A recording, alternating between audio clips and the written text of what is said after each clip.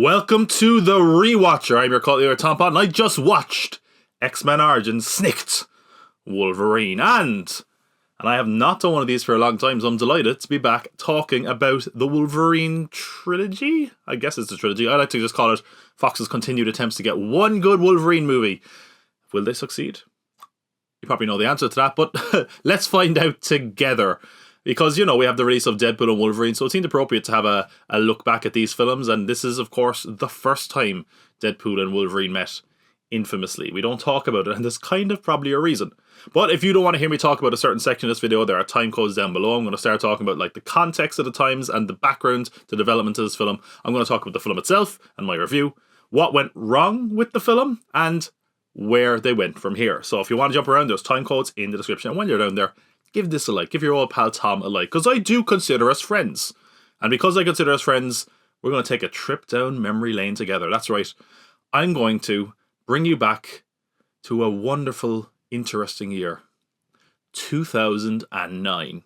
Now, I know what you're thinking. What's so special about 2009, Tom? You're probably thinking, oh, of course, it was the release of the Black Eyed Peas' breakthrough, groundbreaking song, Boom Boom Pow. Beat so big, I'm stepping on leprechaun, y'all getting hit with the boom boom. No, weird your mind went there though, but kind of somewhat relevant, I don't know. Anyway, 2009 is an interesting year for a few reasons. If you think of superhero film as having like eras, and I certainly do, this is at the very early stages of another era. So, for example, in the early 2000s, we had superhero films that were kind of coming together and actually working, and even into the late 90s. So, X-Men, Spider-Man, Blade, they were successful, and we had lots of other ones that were less successful, but were still consistent output.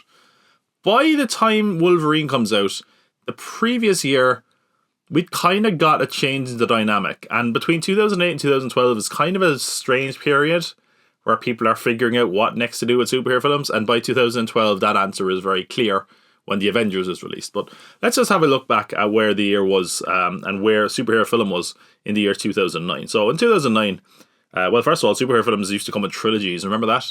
The simpler time where it wasn't a cinematic universe, it was just 3 films, you get it, and that's it, goodbye. No, this was a simpler time when that was the case. It was quite nice, actually. The Dark Knight had arrived the previous summer and changed the face of superhero films forever, because now people looked at them as more legitimate and darker, and everyone was saying, could we make a more grounded superhero film?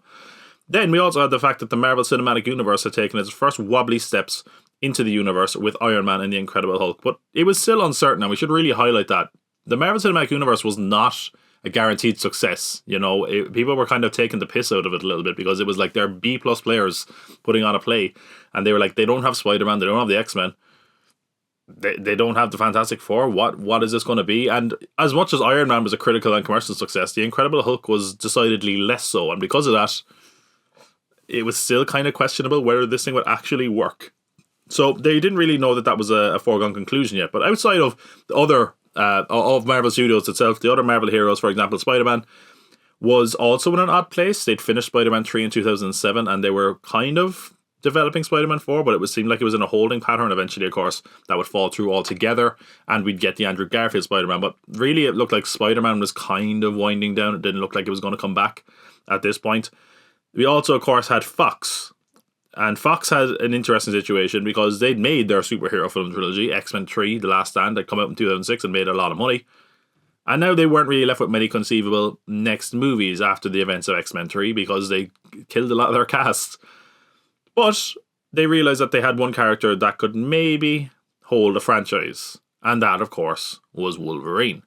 Now, I should say, even before that, a Wolverine project had been in development. As far back as 2004, David Benioff, known best for probably co-creating and co-ruining Game of Thrones, had worked on a script that he insisted would be a lot darker and hopefully R-rated. And then it kind of languishes a little bit. It was around the time X-Men 2 came out that this was first rumoured. And it's kind of weird to make a solo Wolverine project that focuses on his origin, because X2 was heavily that already, which is kind of a problem with X-Men Origins that we'll get into.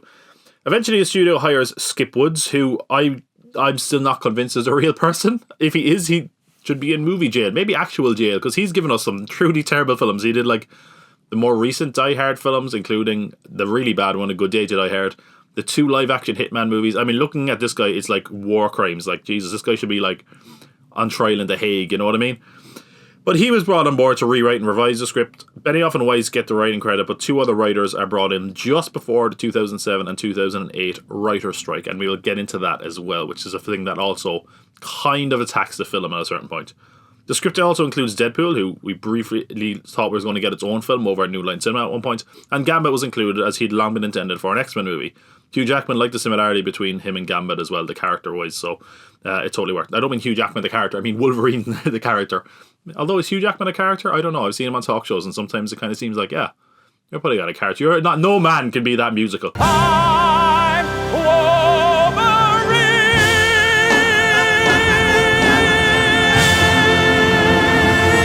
The South African director Gavin Hood, who just won the Academy Award for Best International Feature for his film Tsotsi, was on board to direct, and it looked like it could be smooth sailing. It wouldn't be.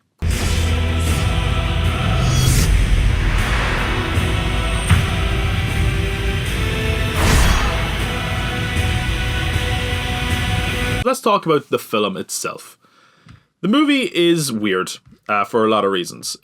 It's inspired by a few different comics. The Weapon X story. It's inspired a little bit by Chris Claremont's run on X-Men, which or the Wolverine comics, which, like, again, is also a focus on one of the later movies. But of course, there's also the Origin comic that was put out with numerous writers around that one, including Joe Quesada.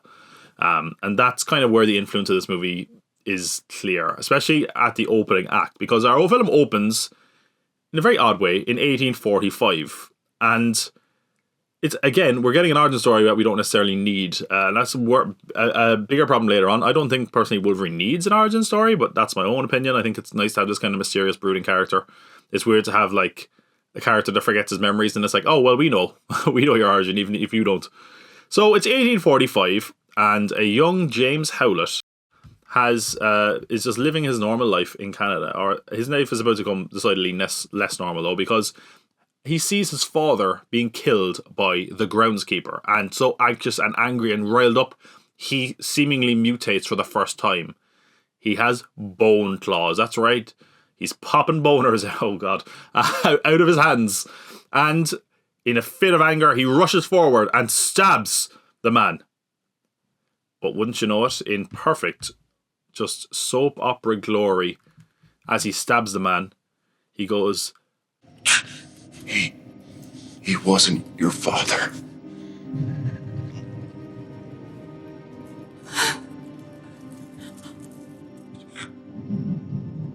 Son. Mwah. Just classic, isn't it? He killed his father. So because of that, he starts running. We're by the way, I just want to point out, we're 2 minutes into the film by now.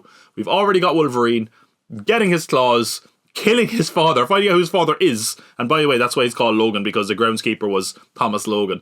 So he takes on the name Logan. But he basically kills his father and starts fleeing into the forest. And he's followed by his brother, because in this they're actually made, Sabretooth and Wolverine are actually made into brothers. So Thomas Logan's son is Victor Creed, played by Liev Schreiber. And basically, they run into the forest. And I want to point out that I don't think Sabretooth understands human movement. For example, he catches Wolverine running, or I suppose the young Logan, and he immediately goes, "Can you run?" Can you run? You just stopped him from running. So anyway, we then get pretty much the best moment in the film, or one of the big highlights of the film, something that people always like point out as, you know, being awesome and showing that the film had promise, and that is the opening credits. So up to now it's been kind of a cliche soapy mess. So if you're watching this for the first time, it's like, okay, I see what they were going for. It's fine. Maybe these credits though, they're kind of awesome. It's like Wolverine fighting through pretty much every human conflict in history. Fights in the Civil War, World War I, World War II, Vietnam. It's kind of nuts. And it is awesome. If the movie was just that, it would be pretty good. But obviously you'd need some connective tissue over all that time. But I don't have any confidence the film would have managed to achieve that. So yeah, Wolverine is a patriot. God damn it. He's Canadian, but he's a patriot. The film kind of keeps Forgetting he's Canadian sometimes, I think. I will say this. There's a weird conflict in this movie, and they even started in the opening credits, where Sabretooth is more vicious and violent. And Wolverine is like, stop! You've had enough. Weird conflict to have with Wolverine, who's notoriously violent and vicious. I mean, he's basically like killing all these people. Like, the man got involved in every war for no real reason, except just wanting to be violent. But then he's like, no, that's too violent. It's a weird conflict, and I feel like that's something that the film could have fixed that we'll get to later on. So that happens, and eventually the credits end with them being tied up and set to be executed, and they are shot. And of course, they survive, and they are approached by none other than William Stryker, played by Danny Huston, who is just smug asshole in everything he plays. If you ever see him, he's probably a villain. Of course, the character was previously played in X-Men 2 by Brian Cox, so there's a little bit of an origin there. There's also even allude to his son, who's a big plot in X-Men 2 in the later scene. But he says basically you can fight for your country, even though, you know, they're Canadian. But he asked them to join a team. That's right, he's putting a team together. Victor and Logan are recruited to this team, and this team includes Will I Am, sorry. This is, of course, the man who also brought us Boom Boom Pow. Y'all get hit with the boom boom. Or maybe partly brought it. Maybe he just gave us the Boom Boom. I'm sure Boom Boom Pow has a load of writers. Oh my god, Boom Boom Pow has 4 writers. Okay. So yeah, William is playing Wraith. He's a character who can teleport. You can appear and disappear, which is handy for Will.i.am because he's vanished off the face of the earth, presumably looking to find his career, which fell off a cliff. Hey, take that, Will.i.am. Screw it, yeah. I don't know why that was a random drive-by, but suck it, take that. That's for Boom Boom Pow and every other song. I'm just kidding. Boom Boom Pow is a jam. We also have Kevin Durand as Fred Dukes, aka the Blob. We have Dominic Monaghan as Bradley. An exciting superhero name, Bradley. His real name is Chris Bradley. I think he does have a superhero name. It's like Bolt or something, but Bradley is not exciting. We have Daniel Henney as Agent Zero, and most notably and regrettably, Ryan Reynolds as Wade Wilson, aka Deadpool. But not really. He's not really Deadpool, let's be honest. Okay. First problem I have with the movie. If you wanted to tell us Wolverine's origin, distinct and separate from the X-Men, why do you immediately put him in a team of mutants? It's like, hey, that's right, it's X-Men before it was X-Men. Team X, I think they're called. I don't know, but like, it's just pointless. And this is so rushed. Like, this whole movie is really rushed, as we'll get into in a sec. I'll just give a time capsule in a minute, or an idea of how far into the film we are when all this is happening. So, essentially, they are going to Lagos to perform a mission. There's conflict within this team because some of them are just pricks, and there's a lot of egos in the mutant community, apparently. And we get some really bad action that's just basically like, that's what this person could do. That's what this person could do. And yeah, we get the famous scene that's parodied by Deadpool later on in one of the Deadpool films where he's slicing bullets and he's a merc. And they're all in an elevator going up together because that's comedy, and Deadpool is just talking at them out, and we get, unfortunately, a line that says, "You didn't have that mouth on you, Wade. You'd be the perfect soldier." Oh no, that's foreshadowing. Yeah, how they're going to ruin this character. You'd be a better soldier and a far less interesting character if we took away that mouth.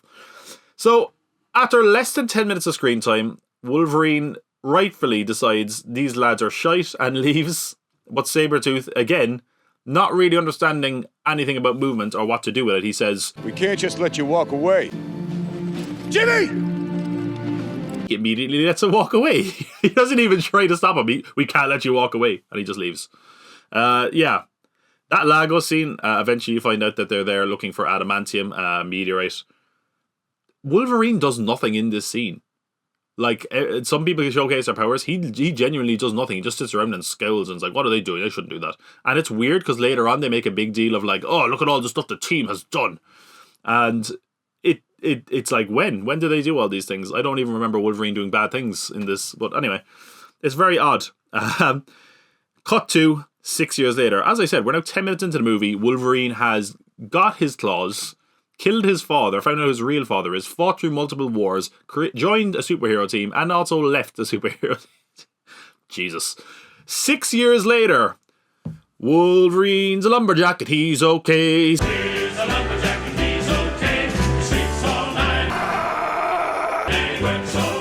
And straight away, as if we had any time for them to even like be like, oh, remember when he was on that team?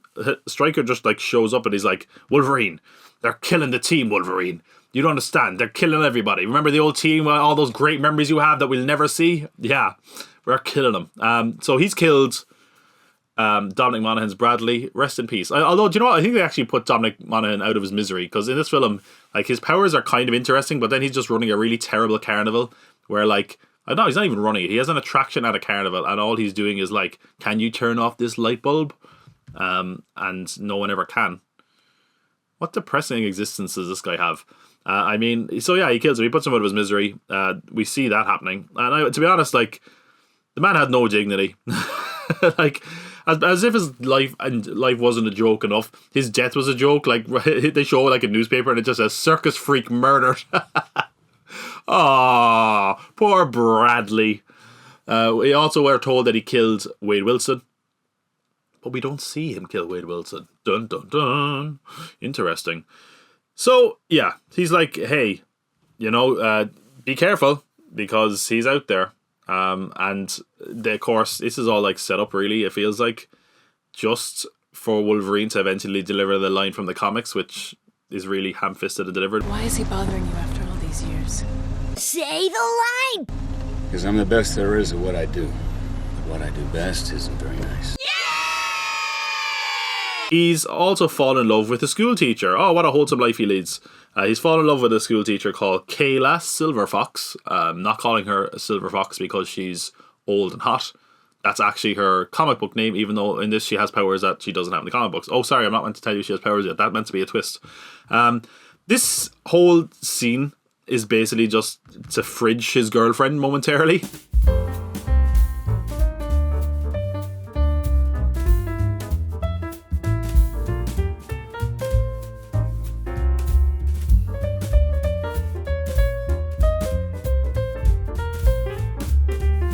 And because it gives us the origin for the name Wolverine, which you probably thought, oh, I'd never really thought it needed an origin. I just thought Wolverines are dangerous, have claws or whatever. And we get a big long story, which, by the way, Kayla Silverfox is played by Lynn Collins, and they make her a Native American. Now, I'm not going to say anything about that, but I am going to show you a photo of Lynn Collins, who apparently has Cherokee ancestry.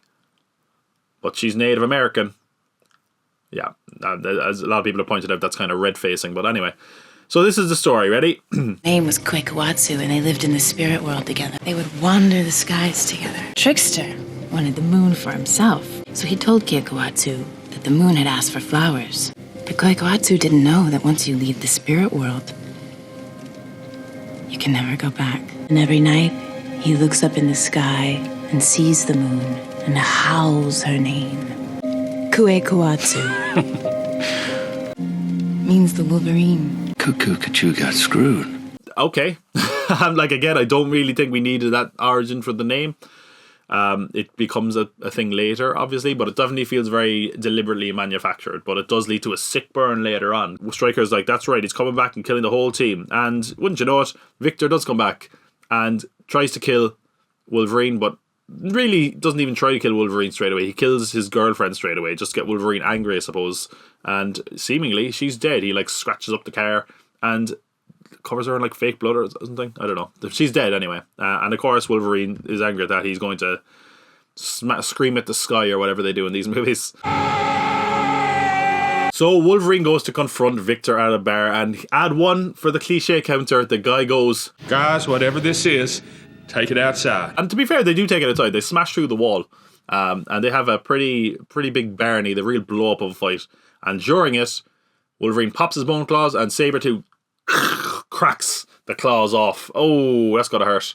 I also Wolverine should just stay out of bars. Every time he's in a bar, he's having problems. You know, he can't, like, even when he's just minding his own business, he's getting hassled. You know. Excuse me, I'm Eric Lenstra. Tell Xavier. Go fuck yourself. He's now like, what do? I gotta get revenge on Victor. And Stryker is like, hey, you could beat him using my convenient operation, the Weapon X program.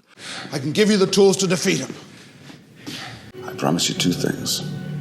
You will suffer more pain than any other man can endure, but you will have your revenge.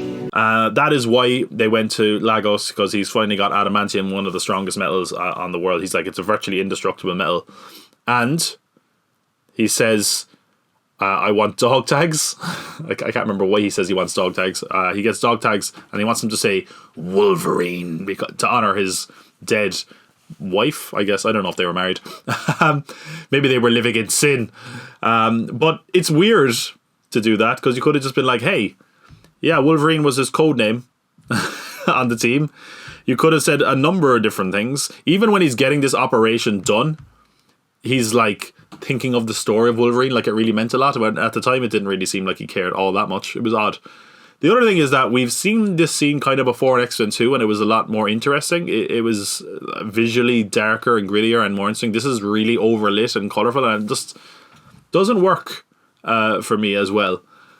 We should mention that he is Weapon X. Wolverine is Weapon X. Stryker is, as we find out, working on taking DNA from all these mutants, including Logan, and then making a kind of a super mutant, which will be Weapon 11. So the one after Wolverine. And to do that, he says, Bonding works. We'll use his DNA for the 11. Erase his memory. Should not have said that so loud, Stryker. I think you heard you.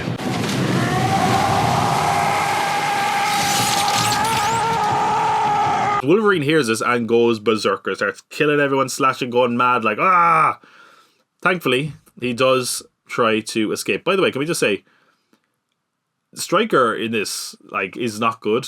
I mean, what's it? But even just focus on one thing. Like he's like Elon Musk. Everything is X. You know, he's like, what? Oh, it's Weapon X, and this is X team and Team X. It's like, what's your deal, dude? Like, come up with better names. So he takes his DNA for Weapon 11, which is weird. You know, like why is he calling him Weapon X? And then he calls the other one Weapon 11. Why would you not say Weapon 10 and Weapon 11? Or Weapon X and Weapon XI? He doesn't understand Roman numerals, this guy, either. He's just a bit of a dumbass, to be honest.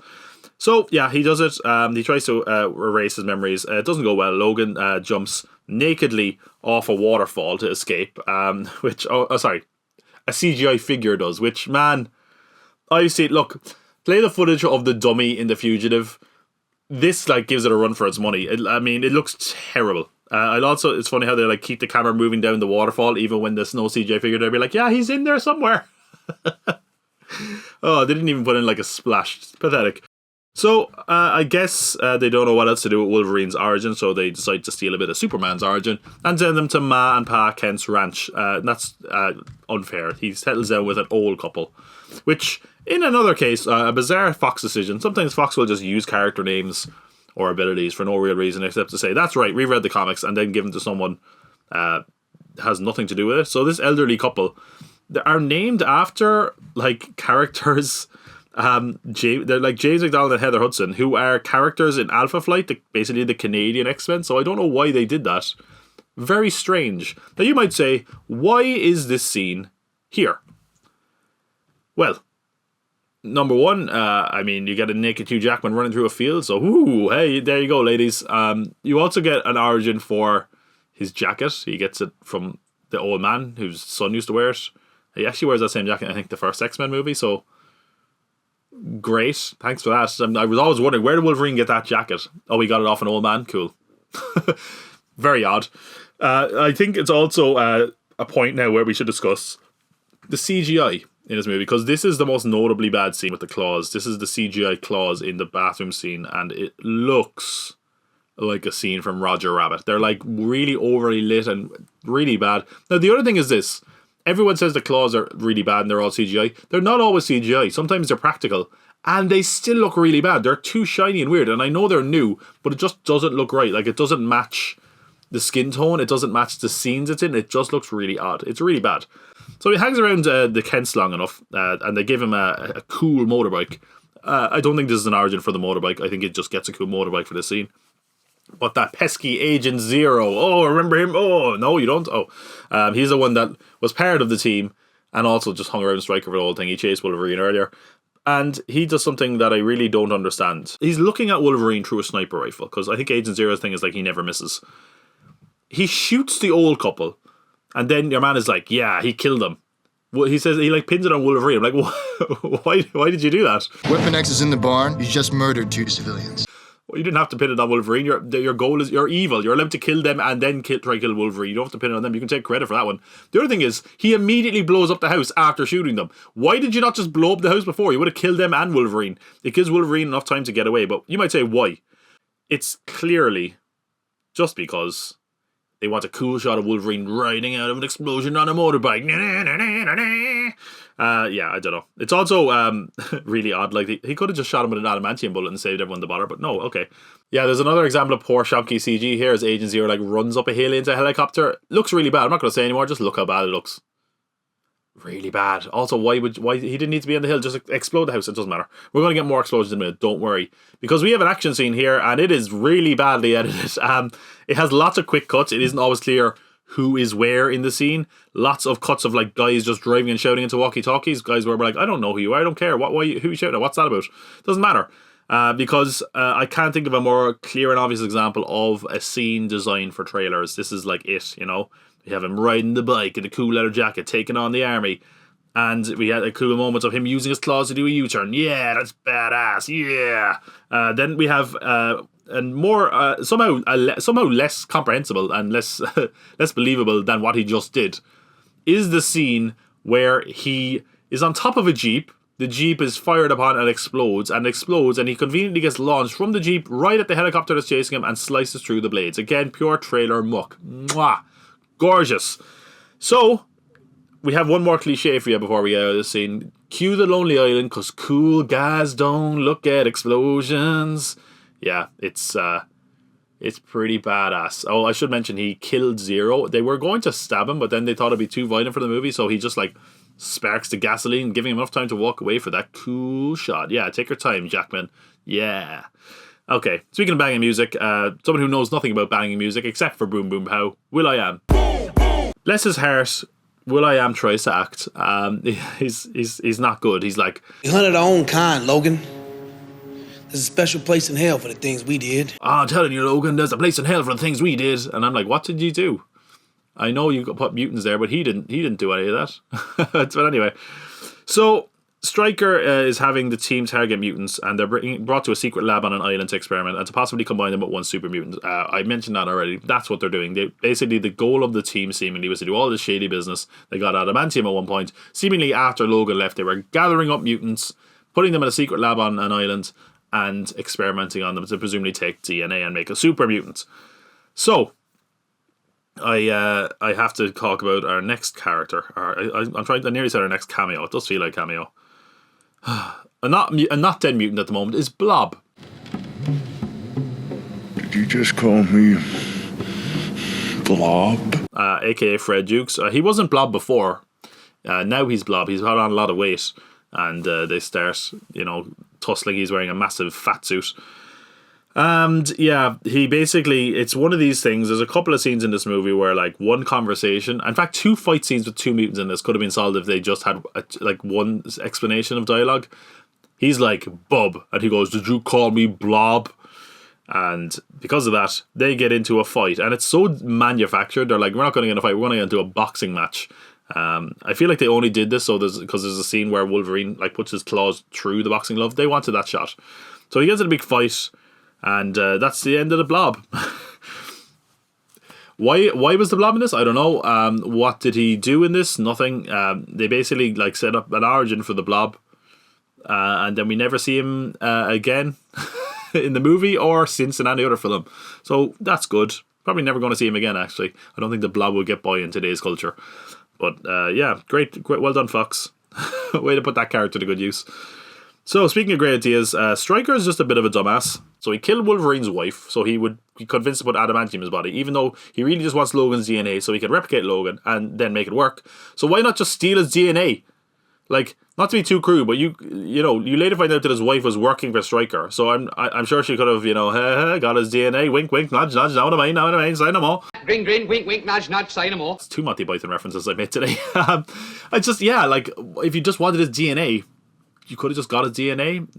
They used adamantium for weapon 11 anyway, so I don't know. It's just a very strange choice. It's very manufactured. But we encounter another problem with that film, and that is introducing characters for no discernible reason except to say, hey, look, remember those guys, hey. Cyclops is in this movie as a high schooler. I remember when I saw this in cinema, my jaw hit the floor. I was like, why is Cyclops here? There's no reason for Cyclops to be in this movie. They're just like, remember Cyclops? Yeah, we don't have many fond memories of Cyclops because you made the X-Men trilogy with Cyclops and mostly got sidelined, unfortunately. So he's a high schooler. I don't exactly know why. And they basically have a big fight, and Sabretooth captures Cyclops for the island to use his powers, I guess, which will be important later on. They get a tip, though, that there's an island, and they need to find out where the island is.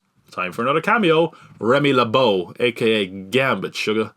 It's Wolverine and Wraith, Will.i.am. Blob stays behind. I don't know why, but they're like, hey, well, I guess, I don't know. Is he too heavy to fly? I'm not sure. You're too fat to fly. I'm sorry, you have to stay here. Bye. We'll see you in many other X-Men films, Blob. Don't worry. So he's played by Taylor Kitsch, a.k.a. Box Office Poison. And he's, again, an example of, could you not have just had a conversation? Because he sees his dog tags and he's basically like, oh, you're working for them. You taking mutants. And then he attacks him. You could have just said, no, I was in the army. I'm trying to find the people responsible for that. No. Doesn't matter. We need a quick fight scene with Gambit. They basically look like they're going to give him a big fight. He like knocks him into an alley via the wall. Wolverine's smashing through walls all over the place. And as they're about to do it, Sabretooth shows up again.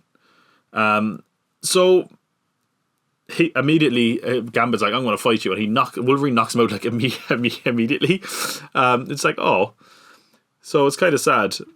He just gets totally sidelined pretty immediately. Now, I would say, weirdly enough, despite being knocked out cold by Wolverine, 2 seconds later, when we next see him, Wolverine and Wolverine and Sabretooth are having their big punch-up.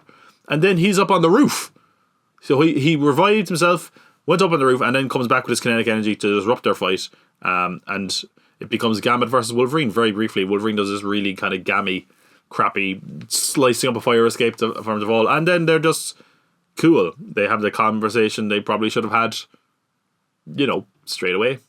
Again, a lot of trailer shots of Gambit. They obviously wanted the scene of him at the poker table with the cards, and that's the only reason I can imagine they put that scene in there. So, oh my god, I nearly forgot. Sorry, Will.i.am becomes Will.I.was because Sabretooth kills him. You're predictable. Ooh.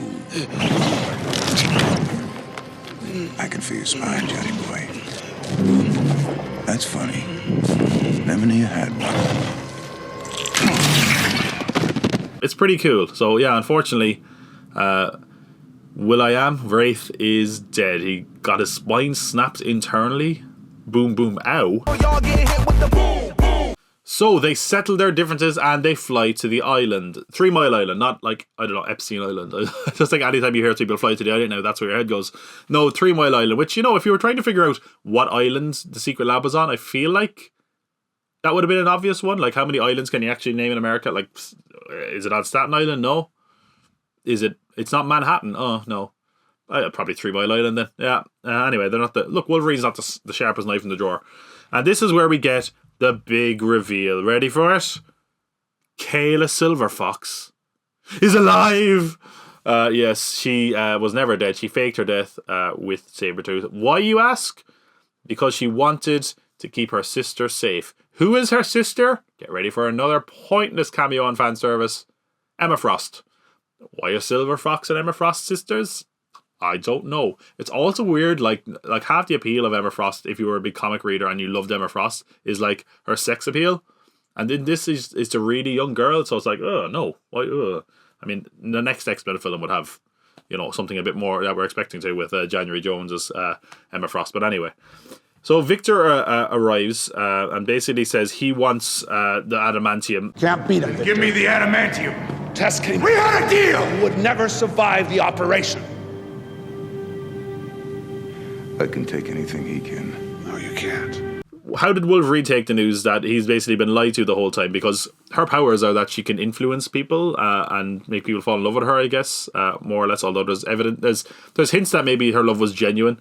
But anyway, he basically goes for the, jaded wrestling fan defense, which is, it was real to me. It was real for me. It's still real to me, damn it. But thankfully, he gets his own back with a sick burn. I heard you in the moon and I was your Wolverine. But you're the trickster, aren't you? You're the trickster. Oh, what? Got him, Wolverine. Boom, you still got it. That was more harsh than any claw. So after that, he walks away. It's weird, actually, because they just leave him walk away. And I don't know, like, again, I'm kind of confused why Sabretooth wants Wolverine dead. Like, I don't know. Like, they have a big fight and he just doesn't seem to care. It makes their whole conflict kind of pointless. Like, 2 minutes later, he tries to kill Kayla, and then Wolverine comes back. It's also pointless that Wolverine just, like, walks away. He's like, I'm done with this. And then immediately he's like, okay, I better go save her. It's very strange. You don't even get a moment to be like, oh, poor Wolverine. It just makes us kind of go, like, what was the whole point of this? That was a very elaborate plan that isn't really necessary. So he tries to kill Kayla, and Wolverine nearly kills Sabretooth for that reason, because maybe he does love her after all. But it doesn't really matter, because they're kind of cool after that. Spoilers. But I don't know.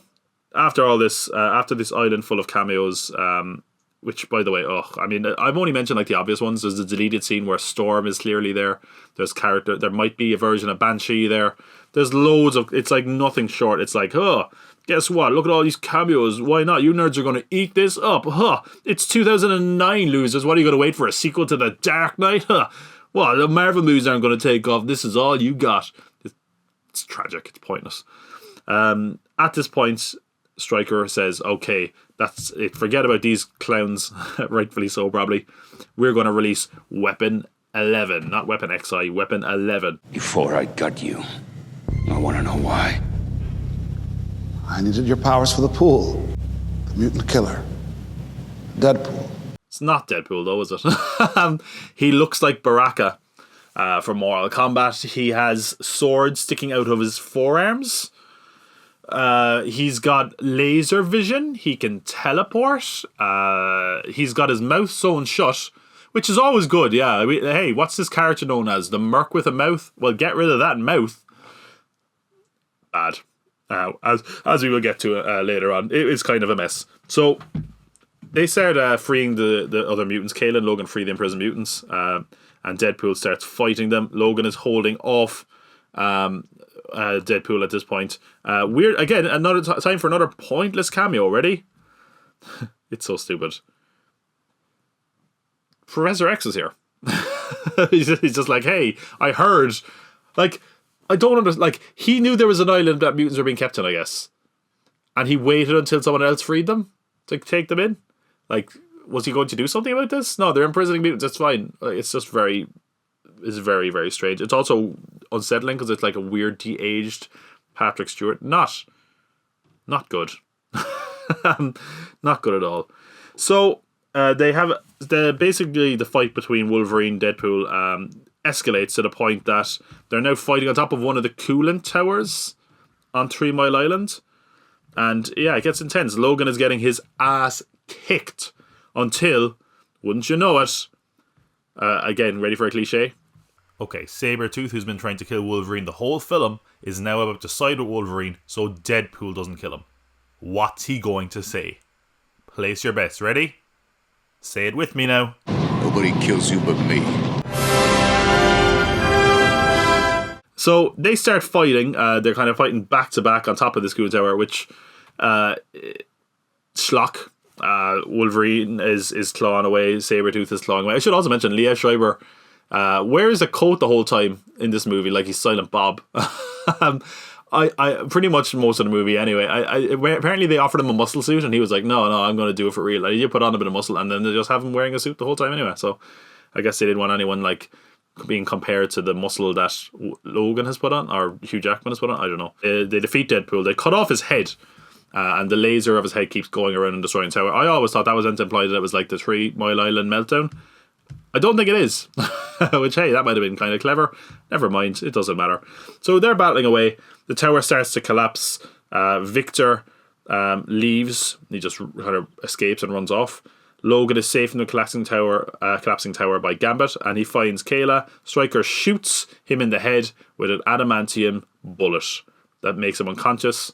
And I think he also shoots Kayla. Kayla's dead anyway, it doesn't matter. But Kayla basically touches his foot and says, you know, keep walking until your feet bleed or something like that. And he just starts walking. And then Wolverine manages to recover from being shot. But the adamantium bullet is called what we call the George Lucas special, where in the prequels a character has to lose their memories, so it kind of erases any point of having to connect it to the original trilogy, because these things weren't planned. It doesn't really explain why Sabretooth doesn't remember any of this, or Wolverine really, even though I'm sure I think their explanation is he got more feral and more mutant-like, so he forgot all that shit. I'm like, oh wow, that's so damn lazy. So yeah, Patrick Stewart is there. He's taking away the mutants. It looks like everything's got going fine. Gambit stumbles across this memory white Wolverine, and they get ready to run off in the sunset together until Logan decides, as a romantic gesture, to just stare at the mysterious dead woman on the ground. He's just looking at her like, doesn't remember it's his wife. Just kind of weird to be like, oh, she's pretty. So Stryker's now started walking, and for no clear reason, Wolverine decides not to go with Gambit. Gambit will never be seen again. And then he just kind of has to escape himself as the police and stuff start settling in. Wolverine just runs off the other direction. And that's how the movie ends. Well, it doesn't really end that way because we get credit scenes. Yay! Remember those? Aren't those always fun? Our mid-credit scene features Colonel Stryker being caught up to by the military and telling him he's being pulled in for questioning about the general he killed. Ooh, wow, that's a sequel hook. I can't wait to see him facing retribution for killing a general. Yeah, he killed all the other generals because they questioned his motives. Go figure. And then we get a post-credit scene. So, in our post-credit scene, we see the decapitated head of Deadpool, still very much alive, setting up a version of the character thankfully we'll never see again, because his body goes to pick up the head and he just goes, shh. That's right, he can talk now. Whoa, still not Deadpool, but he can talk at least. Here you go, here's my fan theory. There's a version of Deadpool called Headpool. I think it's in the new Deadpool and Wolverine. Could this be Headpool? Never know. That would be cool. Are they as clever as I am? That's the question. So there you go. That is X-Men Origins Wolverine. I should say there was another post-credit scene that some countries got, and it was basically, instead of the Deadpool thing, he was drinking at a bar and someone goes, are you drinking to forget? And he goes, no, I'm drinking to remember. Dun, dun, dun. And that is in Japan, presumably setting up the sequel, but not really, because in all versions since, I think it's been the Deadpool post-credit scene. So yeah, let's talk. What is my actual thoughts on this movie?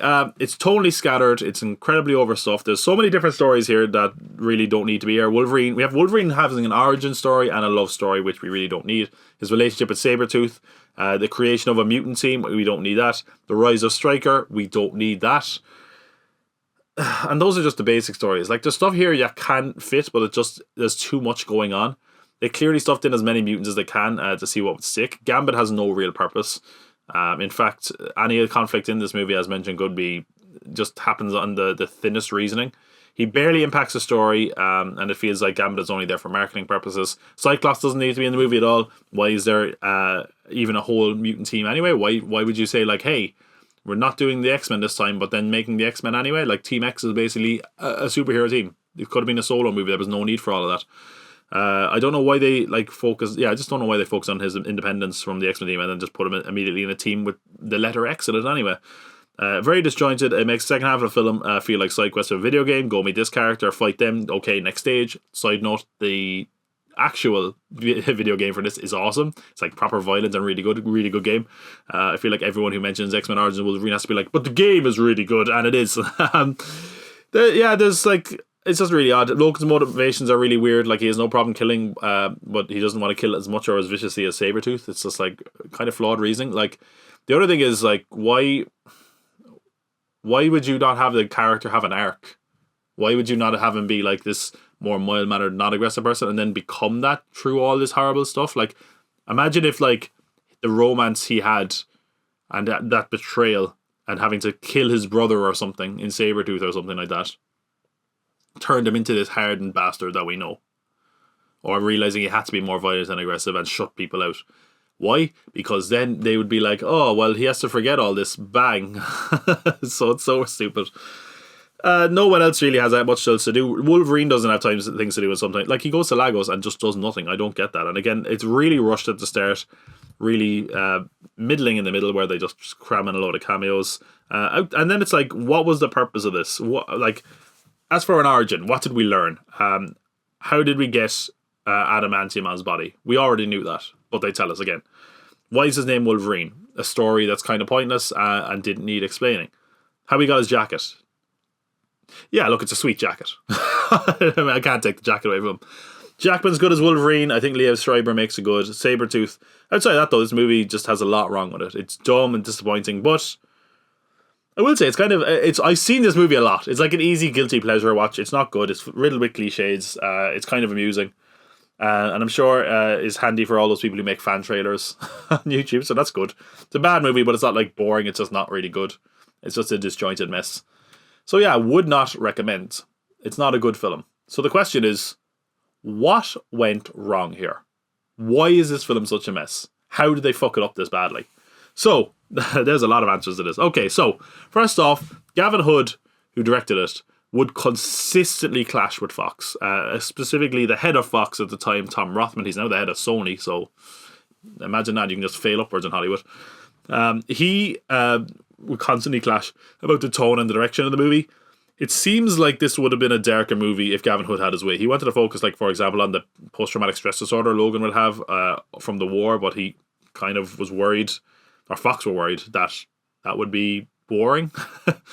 Things were so bad that and micromanaged that apparently, this is seemingly true because we were reported at the time. At one point, Tom Rothman had a set repainted behind Gavin Hood's back to make the colour lighter and reflect the tone, which is so petty. It's kind of amazing. It was so bad that they flew in Richard Donner, producer of the film and wife of another producer, Lauren Shuler Donner, into ease tensions, which is so funny. Like, because we're like, hey, that's right, I'm here, everybody. It's me, Richard Donner. I directed Superman. Do you like the Goonies? I directed that too. Lethal Weapon. I'm here, everybody. Chill. Bye. It's like, what? Really odd. It does seem like basically he wanted a much darker, grounded film, and Fox wanted something with less edge and more sanitized. They wanted a real mindless blockbuster. Fox won, is what it seems like. Then we have the writer strike of 07 and 08. As mentioned, a lot of films were rushed into production for fear that they would miss their release dates or just not be made at all as a result of the fallout of that. Even though it only took place 3 months, a lot of films were affected by this. TV was affected worse, but there was some films affected. For example, Quantum of Solace, the James Bond film, was pretty much decimated by it. G.I. Joe, Rise of Cobra was affected. Transformers, Revenge of the Fallen was affected. This one was also pretty heavily affected. There were even rumours that the script was not fully finished, but it meant that for a lot of the film they couldn't like write or do rewrites for the script, which could have helped the film be a bit more focused. I mean, look, films sometimes go with half-finished scripts and they're polished the day of or during the shoot, which is the case of Iron Man, for example, and look how that turned out. This one couldn't really do that because there was a strike going on for some part of the production. Things were apparently so bad that Ryan Reynolds said to GQ that in his scenes as Deadpool there was no real dialogue written. It just said Deadpool shows up, talks really fast and makes jokes, and Ryan Reynolds states that he came up with a lot of it with what Wade Wilson says in that scene. So I mean, that guy must be the perfect Deadpool in that case. It also makes me wonder, did they sew his mouth shut because they knew they couldn't write that dialogue? I don't know, probably not, I guess, but it's just weird. Then we have something that infamously happened to this film. The other stuff kind of was studio problems, something that affected the whole film industry. This is something that specifically affected this film. A work print of the film was released about a month before the film was set for release, with unfinished visual effects, temporary score, and other incomplete elements. Now, I'm not saying I saw the work print, but I'm just going to say, according to a source who has seen the work print, and you can see clips of it online, this was really controversial and it was big news. It was kind of everywhere. Everyone was aware that this was leaked. That followed film news. In fact, a reviewer for one of the Fox's affiliates reviewed the film and was like, "Oh, the film's great. And do you know how easy it is to get this film?" He was fired. The other thing is that it basically ended up being a big investigation. I think the FBI got involved. The guy who ended up getting it apparently just got a DVD of it from somewhere, and ended up getting a year in jail. The other thing is, where did the work print come from? Apparently, during like a voice session for ADR, Hugh Jackman was talking to Rupert Murdoch, or someone was talking to Rupert Murdoch, and was like, "Man, yeah, the film's great. Yeah, you can't wait to see this film." And the version of the film that they were using for ADR, which is normally deleted from the server or whatever, was meant to be given to Rupert Murdoch and was put on a disc, I think. They basically bypass all the security regulation that you usually have for a case like this. And then someone was like, "You don't want to watch it, Rupert Murdoch. It's not finished yet." And that version somehow ended up in someone's hands. Maybe some person who worked there or some staff member got a hold of it, and then ended up on the internet and on the streets, presumably where the DVD was bought.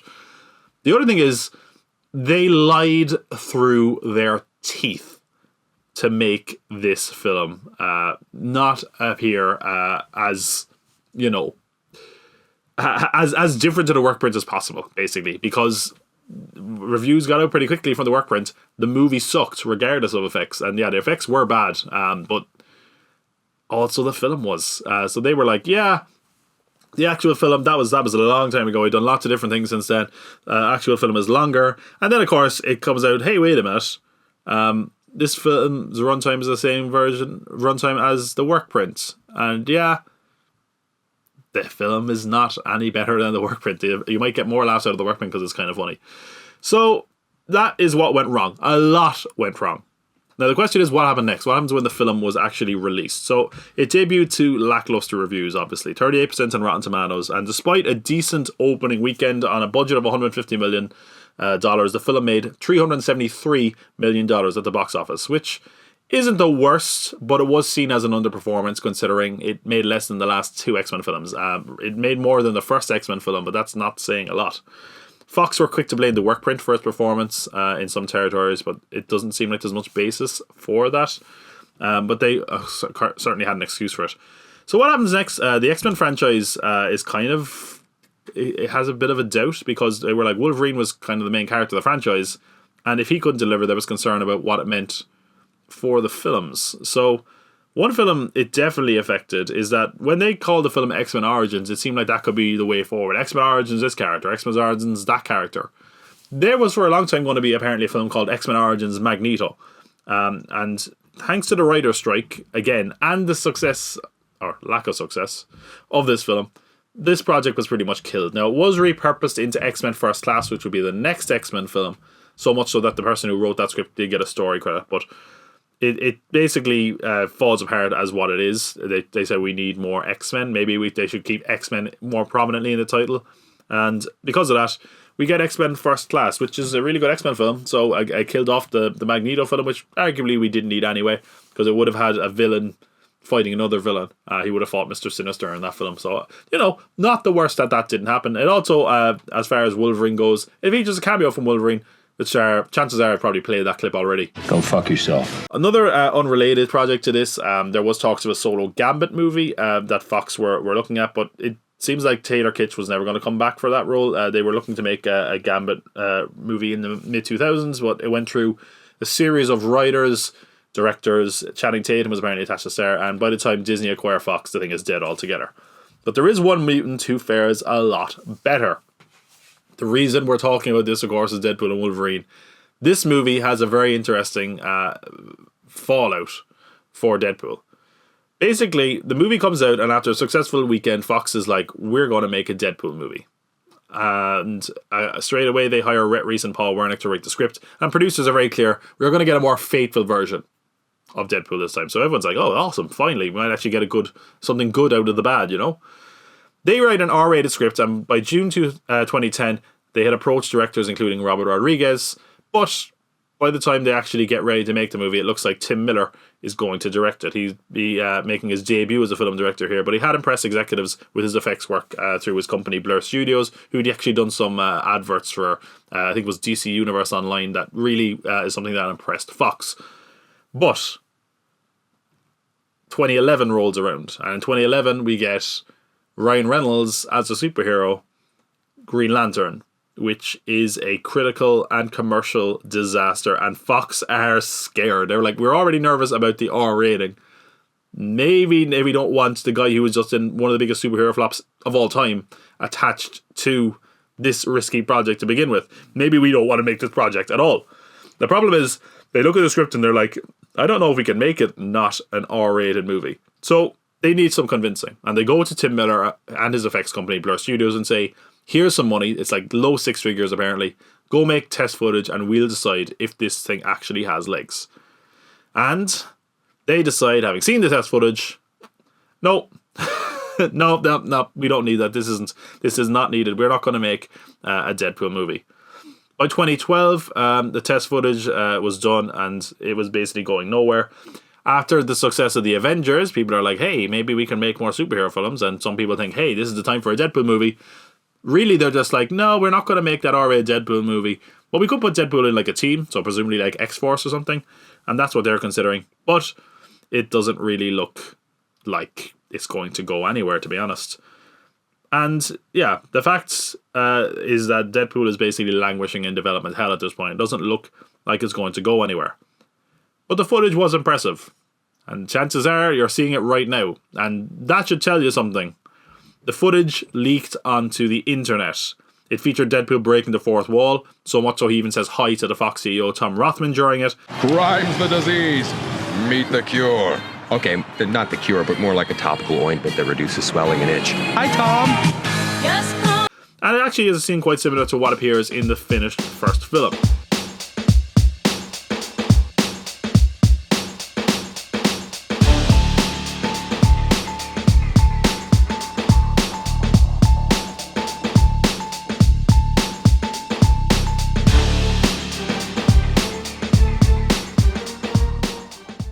So, this is exactly what fans wanted out of Deadpool. He's wearing the costume, he's breaking the fourth wall, it's creative and fun action, it's balancing action and humour.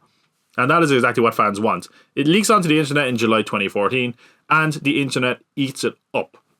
It's 2 years old by the time they've done this. This footage leaks onto the internet, by the way. But it leaks in July 2014. By September, they've already dated Deadpool for February 14th, 2016. Where it would be a huge success. It would basically make February like a viable point for a lot of movies. After the success of this, people were like, whoa, we could make that much money by putting our film in February.